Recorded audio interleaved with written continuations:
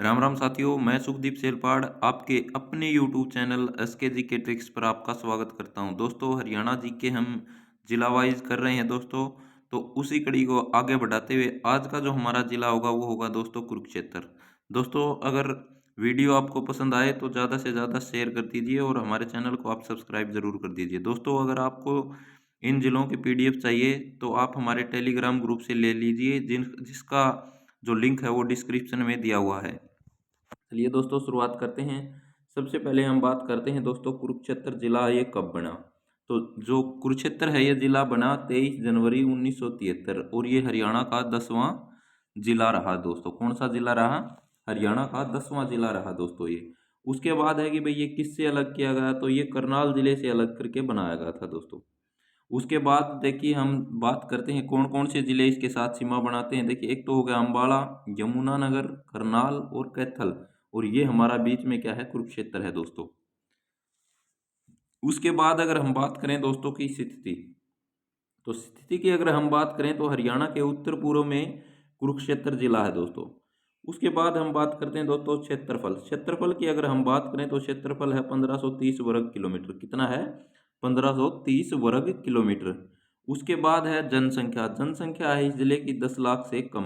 10 लाख से कम है दोस्तों, इंपॉर्टेंट है क्योंकि पूछ लिया जाता है 10 लाख से कम जनसंख्या। और जो ये जनसंख्या के जो आंकड़े हैं दोस्तों, ये लिए गए हैं जनगणना 2011 के अनुसार दोस्तों।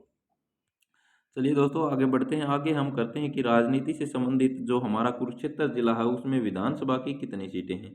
तो विधानसभा सीटों की अगर हम बात करें तो दोस्तों विधानसभा क्षेत्र हैं वो कितने हैं? 4 हैं। कितने हैं? 4 हैं। अगर हम बात करें कौन कौन से 4 विधानसभा के क्षेत्र हैं, तो हम बात करते हैं सबसे पहले थानेसर। क्या?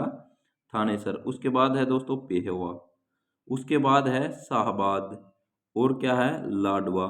अब इम्पोर्टेंट इसमें बात है कि शाहबाद, शाहबाद है ये विधानसभा की आरक्षित सीट है दोस्तों। कौन सी सीट है? आरक्षित सीट है विधानसभा की। और विधानसभा में कुल 90 सीटें हैं। हरियाणा में कितनी हैं? 90 सीटें हैं। और 90 में से 17 सीटें हैं वो क्या हैं? आरक्षित हैं दोस्तों। और आरक्षित में से एक जो है वो शाहबाद कौन से जिले में है? कुरुक्षेत्र जिले में है दोस्तों। उसके बाद हम इनके नामकरण की अगर बात करें कि कुरुक्षेत्र जिले का नामकरण किस तरह से हुआ, क्योंकि नामकरण कोई भी चीज़ हो उसका नामकरण किसी ना किसी कारण जरूर हुआ होता है। तो आर्य वंशिकुओं के कारण कुरुक्षेत्र जिले का नामकरण रखा गया दोस्तों। उसके बाद हम बात करते हैं दोस्तों तहसील। तहसीलों की अगर हम बात करें कुरुक्षेत्र में कितनी तहसील हैं, तो कुरुक्षेत्र में दोस्तों 4 तहसील हैं। कितनी तहसील हैं? 4 तहसील हैं। कौन कौन सी हैं? क्योंकि क्वेश्चन इस तरह से आ जाता है, निम्नलिखित में से कौन सी तहसील नहीं है, कौन सी तहसील है, या आ जाएगा कि कौन सी तहसील कौन से जिले की है। इस तरह से 4 ऑप्शन में दे देगा। और एक कुरुक्षेत्र की अगर आ जाए तो कुरुक्षेत्र वाला, ऐसे ही क्वेश्चन बन जाते हैं दोस्तों एग्जाम में। तो थानेसर है एक तो तहसील, एक पेहोवा है, और एक शाहबाद है, और एक लाडवा है दोस्तों। क्या है? लाडवा है। उसके बाद है दोस्तों उप तहसील। उप तहसील की अगर हम बात करें दोस्तों तो उप तहसील कितनी है? उप तहसील है 2। एक तो है दोस्तों बैबन, और एक क्या है दोस्तों? इस्माइलाबाद। क्या है? इस्माइलाबाद। बैबन और इस्माइलाबाद। उसके बाद अगर हम बात करें दोस्तों कुरुक्षेत्र जिले के पुराने नाम की अगर हम बात करें, तो कुरुक्षेत्र के पुराना नाम की अगर बात करें तो एक तो है सरनावत, और एक है संपत पंचक, और एक है कुरु जंगल। और हरि क्षेत्र के जो इसका नाम है वो स्कंद पुराण में कुरुक्षेत्र का नाम क्या है? हरि क्षेत्र। और धर्म क्षेत्र है ये कुरुक्षेत्र का नाम, गीता के प्रथम श्लोक में कुरुक्षेत्र का नाम धर्म क्षेत्र है। क्वेश्चन आ जाएगा कि भी कहाँ पर कुरुक्षेत्र का नाम धर्म क्षेत्र है, तो कहाँ पर है? गीता के प्रथम श्लोक में कुरुक्षेत्र का नाम धर्म क्षेत्र है। उसके बाद आ जाएगी भी किस जिले का नाम हरिक्षेत्र है, तो हरिक्षेत्र किस जिले का नाम है? कुरुक्षेत्र का है। और कहाँ पर है? स्कंद पुराण में कुरुक्षेत्र का नाम हरिक्षेत्र है। उसके बाद हम आगे बढ़ते हैं दोस्तों, तो उसके बाद बात करते हैं हम उपनाम।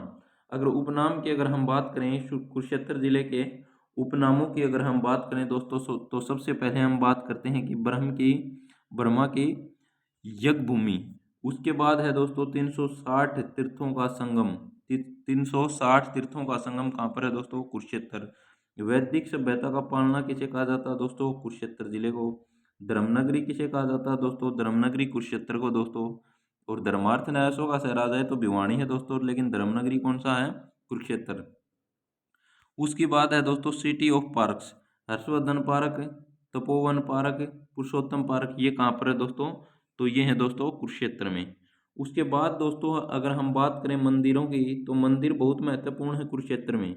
जहाँ देखोगे वहाँ मंदिर ही मंदिर दिखाई देंगे आपको। तो सबसे पहले हम बात करते हैं कि देवी कूप भद्रकाली मंदिर। देवी कूप भद्रकाली मंदिर की अगर हम बात करें तो भारत के 51 शक्तिपीठों में से एक है।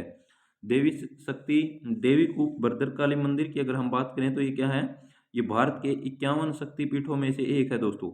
उसके बाद अगर हम बात करें कि माता सती का दायां टखना यहीं गिरा था। बहुत ही महत्वपूर्ण एग्जाम के हिसाब से देखा जाए, क्योंकि अभी जल्द ही सीईटी होने वाला है दोस्तों। कल जो कैबिनेट की एक बैठक थी उसमें भी निर्णय हो गया कि भाई 10 गुना बच्चों को बुलाया जाएगा सीईटी में। बहुत महत्वपूर्ण निर्णय दोस्तों। उसके बाद है दोस्तों क्वेश्चन किस तरह से पूछेगा, माता सती का दायां टखना कहाँ पर गिरा था? तो कहाँ पर गिरा था? देवी कूप भद्रकाली मंदिर दोस्तों। उसके बाद है दोस्तों मनोकामना पूर्ण होने पर सोने व चांदी और टेराकोटा मिट्टी के घोड़े यहाँ चढ़ाए जाते हैं दोस्तों। उसके बाद अभी श्री कृष्ण व बलराम का मुंडन कहाँ हुआ? हरियाणा के कहाँ पर श्री कृष्ण व बलराम का मुंडन हुआ था? तो वो कौन सा मंदिर है दोस्तों? देवी कूप भद्रकाली मंदिर है, जो कि कुरुक्षेत्र में है दोस्तों। कहाँ पर है? कुरुक्षेत्र में है दोस्तों। उसके बाद अगर हम बात करें दोस्तों, तो उसके बाद बात करते हैं बिरला मंदिर। बिरला मंदिर की अगर हम बात करें दोस्तों, तो बिरला मंदिर जो है ये 1952 में जुगल किशोर बिरला द्वारा इसका निर्माण करवाया गया था। दीवारों पर गीता के श्लोक हैं। यहाँ पर गीता के श्लोक कहाँ पर हैं दोस्तों? बिरला मंदिर जो कि कुरुक्षेत्र में है, इनकी दीवारों पर क्या है? गीता के श्लोक हैं। इस तरह के क्वेश्चन बनते हैं दोस्तों एग्जाम में कि भाई दीवारों पर गीता के श्लोक निम्न में से किस मंदिर पर हैं? तो किस मंदिर पर है दोस्तों? बिरला मंदिर। क्वेश्चन आ जाएगा कि बिरला मंदिर का जो निर्माण है दोस्तों ये किसने करवाया और कब करवाया? तो कब करवाया? 1952 में। किसने करवाया? जुगल किशोर बिरला द्वारा इसका निर्माण करवाया गया। उसके बाद है दोस्तों बिरला मंदिर है, ये किसको समर्पित है? तो ये भगवान श्री कृष्ण जी को समर्पित है दोस्तों। किसको समर्पित है? भगवान श्री कृष्ण जी को। उसके बाद आ जाए कि भाई दुख बंजेश्वर जो मंदिर है ये कहाँ पर है? तो दुख बंजेश्वर मंदिर की अगर हम बात करें तो दोस्तों ये भी कुरुक्षेत्र जिले में है। कहाँ पर है दोस्तों? कुरुक्षेत्र जिले में है। उसके बाद हम बात करते हैं दोस्तों सर्वेश्वर महादेव मंदिर। सर्वेश्वर महादेव मंदिर की अगर हम बात करें दोस्तों, तो ये कहाँ पर है? तो सर्वेश्वर महादेव जो मंदिर है दोस्तों ये इसकी अगर हम बात करें तो ये कहाँ पर है दोस्तों? तो ये है दोस्तों कुरुक्षेत्र जिले में। सर्वेश्वर महादेव मंदिर कुरुक्षेत्र जिले में है दोस्तों, और इसका निर्माण बाबा श्रवण नाथ द्वारा करवाया गया था। उसके बाद अगर हम बात करें दोस्तों, तो वो है स्थानेश्वर महादेव मंदिर। स्थानेश्वर महादेव मंदिर की अगर हम बात करें तो ये कहाँ पर है? थानेसर में। कहाँ पर है दोस्तों? थानेसर में। उसके बाद है कि भाई स्थानेश्वर महादेव जो मंदिर है इसका निर्माण की अगर हम बात करें दोस्तों, तो निर्माण पुष्यभूति द्वारा, किसके द्वारा? पुष्यभूति के द्वारा 6वीं शताब्दी में करवाया गया था दोस्तों। और इसके ऊपर बहुत ही महत्वपूर्ण बात दोस्तों, 1014 में मोहम्मद गजनवी का आक्रमण हुआ दोस्तों। मूर्ति भंजक के रूप में इनको जाना जाता है। मोहम्मद गजनवी को किस लिए जाना जाता है? मूर्ति भंजक के रूप में। मूर्ति भंजक के रूप में किन्हें जाना जाता है? मोहम्मद गजनवी दोस्तों। उसके बाद अगर हम बात करें दोस्तों लक्ष्मी नारायण मंदिर। लक्ष्मी नारायण मंदिर की अगर हम बात करें तो ये भी किस जिले में है दोस्तों? कुरुक्षेत्र जिले में है दोस्तों। उसके बाद हम बात करते हैं दोस्तों मार्केंडेश्वरी मंदिर। मार्केंडेश्वरी मंदिर की अगर हम बात करें तो ये कौन से गांव में है? कुरुक्षेत्र के ये मार्केंडेश्वर मंदिर है जो कुरुक्षेत्र के गुमटी गांव में है दोस्तों। कहाँ पर है? गुमटी गांव में। उसके बाद आदिति का मंदिर। आदिति का मंदिर कहाँ पर है दोस्तों? तो आदिति का जो मंदिर है ये अमीन गांव में है। कहाँ पर है? अमीन कुरुक्षेत्र दोस्तों। इस्कॉन मंदिर कहाँ पर है दोस्तों? इस्कॉन मंदिर है ये भी कुरुक्षेत्र में है। जगन्नाथ मंदिर कहाँ पर है दोस्तों? कुरुक्षेत्र में है दोस्तों। पंचमुखी शिव मंदिर ये पेहोवा में है दोस्तों, और पेहोवा कहाँ पर है दोस्तों? कुरुक्षेत्र में है दोस्तों। उसके बाद अगर हम बात करें दोस्तों, तो उसके बाद है धार्मिक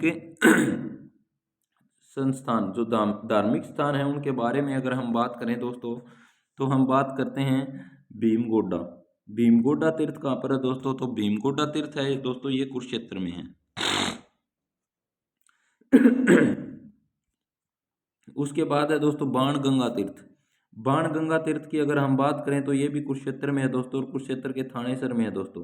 इसको नरकातारी तीर्थ भी कहते हैं दोस्तों। उसके बाद है कामोदा तीर्थ। कामोदा तीर्थ की अगर हम बात करें तो ये किससे संबंधित है? द्रौपदी से संबंधित है दोस्तों। उसके बाद है दोस्तों प्राची तीर्थ। प्राची तीर्थ की अगर हम बात करें तो ये है दोस्तों भीष्म पितामह से संबंधित, और देवपीठ है वो भीष्म पिता का वास्तविक नाम दोस्तों। उसके बाद है दोस्तों ये जो प्राची तीर्थ है, भीष्म पितामह की माता गंगा द्वारा यहाँ स्नान करके पाप धोए गए थे दोस्तों, ठीक है। उसके बाद है दोस्तों कमलनाथ तीर्थ। कमलनाथ तीर्थ की अगर बात करें हम तो भगवान ब्रह्मा जी से संबंधित है ये। उसके बाद है दोस्तों वाल्मीकि आश्रम। वाल्मीकि जो आश्रम है दोस्तों ये बाबा लक्ष्मण दास गिरी महाराज द्वारा जीवित समाधि के लिए प्रसिद्ध है दोस्तों।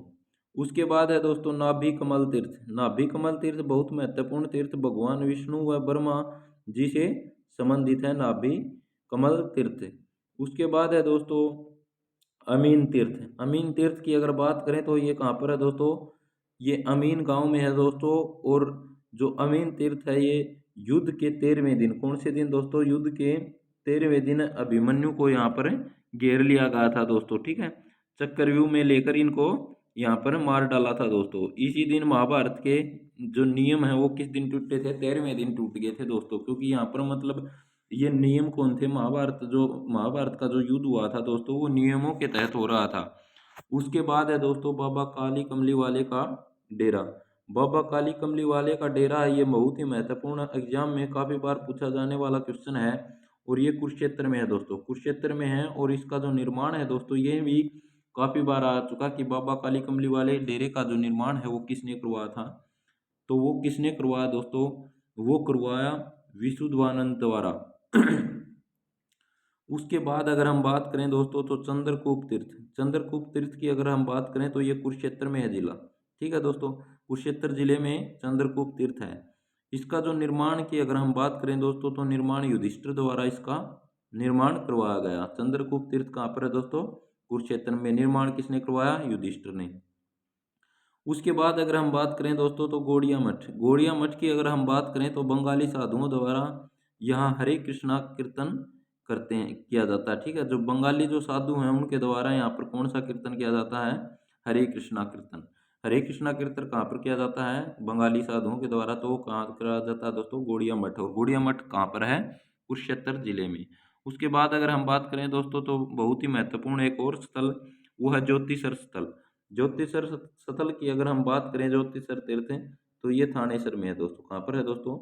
थानेसर में है। श्री कृष्ण द्वारा अर्जुन को गीता का उपदेश दिया गया था भाई, ठीक है। कहाँ पर दिया गया था दोस्तों? किस पेड़ के नीचे? तो उस पेड़ का नाम आ जाएगा दोस्तों बरगद का पेड़।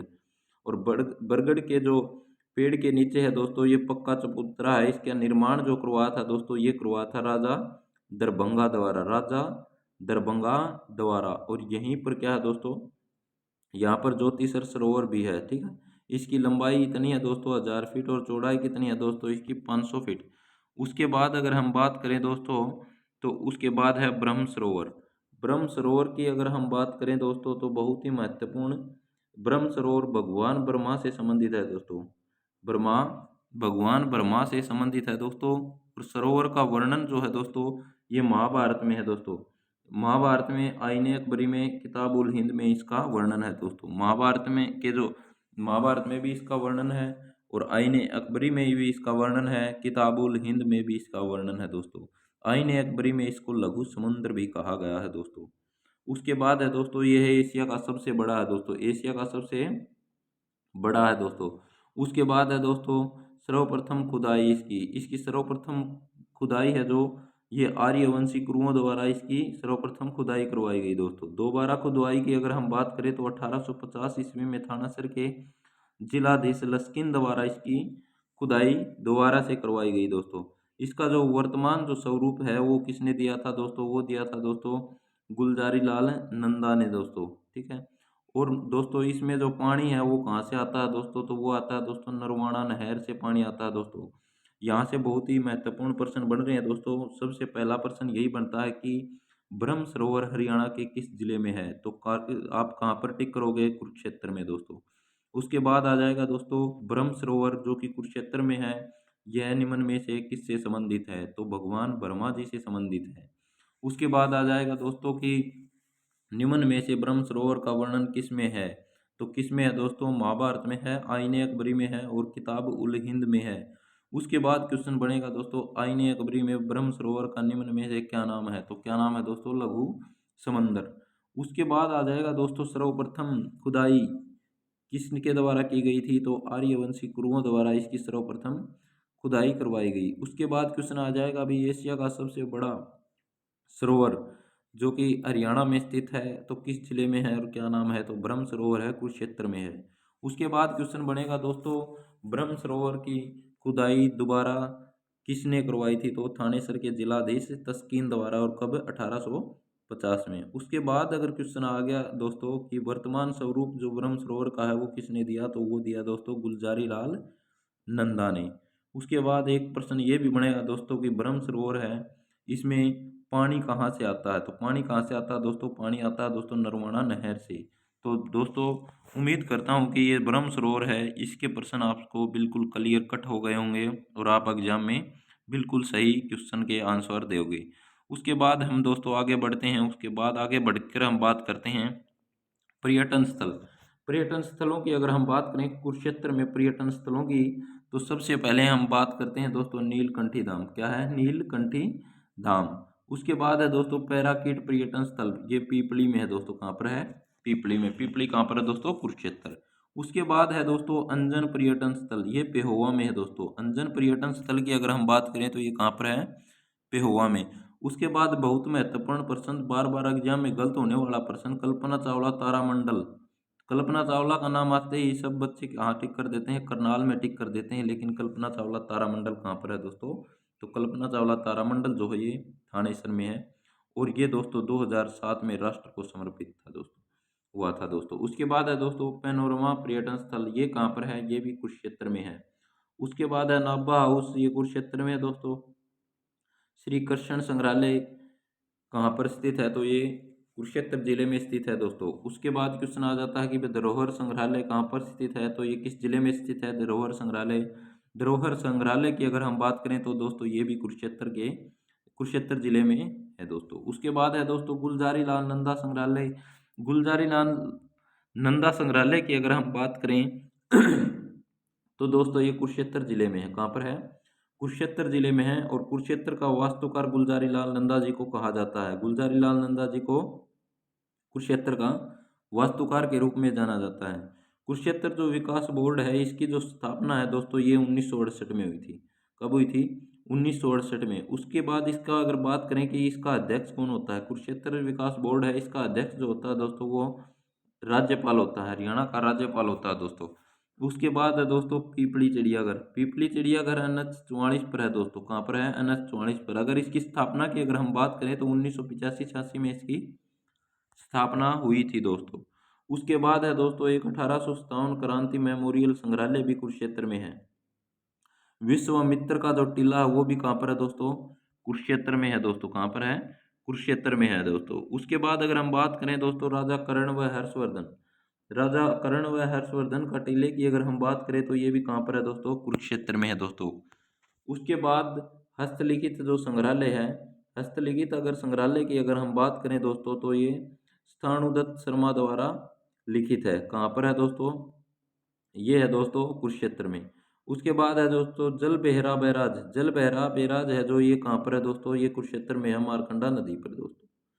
उसके बाद अगर हम बात करें दोस्तों सन्निहित सरोवर, बार बार एग्जाम में क्वेश्चन आते हैं सन्निहित सरोवर कहाँ पर है, तो सन्निहित सरोवर की अगर हम बात करें तो दोस्तों ये कुरुक्षेत्र में है दोस्तों। और ये किससे संबंधित है, ये भगवान विष्णु से संबंधित है। किससे, भगवान विष्णु से संबंधित है दोस्तों।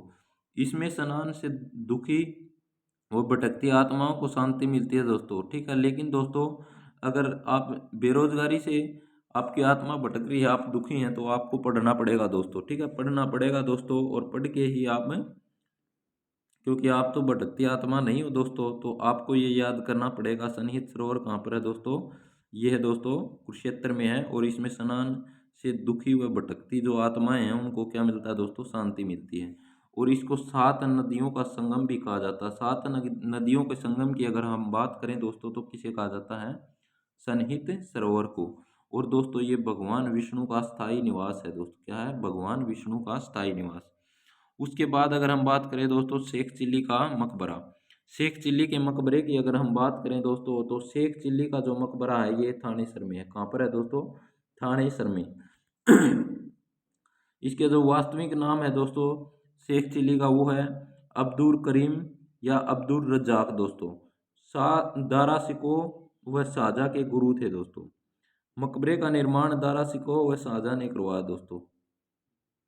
उसके बाद है दोस्तों यह लाल पत्थरों से निर्मित है। कैसे निर्मित है दोस्तों? ये लाल पत्थरों से निर्मित है शेख चिल्ली का मकबरा। और हरियाणा का अगर ताजमहल की जिक्र आ जाए तो ये हरियाणा का जो ताजमहल है ये दोस्तों शेख चिल्ली के मकबरे को हरियाणा का ताजमहल कहा दोस्तों।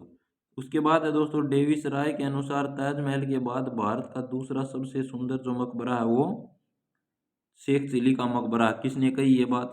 डेविस राय ने कही थी भाई, मतलब ताजमहल के बाद अगर जो दूसरी कोई चीज़ मतलब इस तरह की ताजमहल वर्गी देखने वाली हवा हरियाणा के शेख चिल्ली का मकबरा दोस्तों। इसलिए इसको क्या कहा जाने लगा दोस्तों? हरियाणा का ताजमहल।